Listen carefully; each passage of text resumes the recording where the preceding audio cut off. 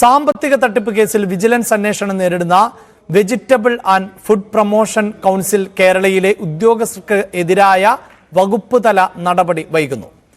കടുത്ത നടപടിക്ക് ശുപാർശ ചെയ്ത കൃഷിവകുപ്പ് പ്രിൻസിപ്പൽ സെക്രട്ടറിയുടെ ഉത്തരവ് ഇറങ്ങിയിട്ട് ഒരു മാസമായി. ഇപ്പോഴും ആരോപണ വിധേയർ തലസ്ഥാനങ്ങളിൽ തുടരുകയാണ്. ഇവർക്ക് രാഷ്ട്രീയ സംരക്ഷണം ലഭിക്കുന്നതായാണ് ആക്ഷേപം.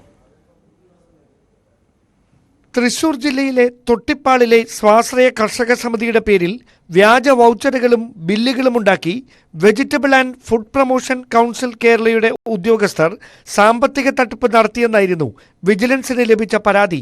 വിജിലൻസ് നടത്തിയ പ്രാഥമിക അന്വേഷണത്തിൽ പരാതിയിൽ കഴമ്പുണ്ടെന്ന് കണ്ടെത്തി. പിന്നാലെ കേസ് രജിസ്റ്റർ ചെയ്ത് അന്വേഷണം തുടങ്ങി. ഈ പശ്ചാത്തലത്തിലാണ് ആരോപണ വിധേയരായ ഉദ്യോഗസ്ഥർക്കെതിരെ നടപടിക്ക് ശുപാർശ ചെയ്ത് കൃഷിവകുപ്പ് principal secretary November 16 ഉത്തരവിറക്കിയത്.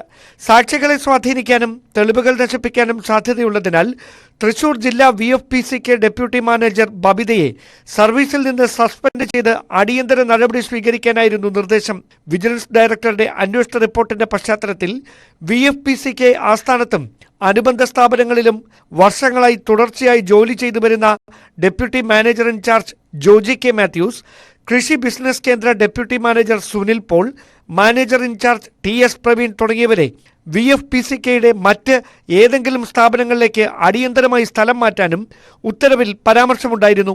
Chief executive ഓഫീസറുടെ ഉത്തരവുകൾ ലംഘിച്ചതിന് പുറമെ ടെൻഡർ നടപടിക്രമങ്ങളിൽ വീഴ്ച വരുത്തിയതായി കണ്ടെത്തിയ VFPCK ഡെപ്യൂട്ടി മാനേജർ അനിൽകുമാറിനെതിരെ വകുപ്പുതല നടപടികൾ സ്വീകരിക്കാനും നിർദ്ദേശമുണ്ടായിരുന്നു. ഉത്തരവിറങ്ങി ഒരു മാസം പിന്നിടുമ്പോഴും ആരോപണ വിധേയർ തൽസ്ഥാനങ്ങളിൽ തുടരുന്നത് രാഷ്ട്രീയ ഇടപെടലുകളെ തുടർന്നാണെന്ന ആരോപണമാണ് ഉയരുന്നത്.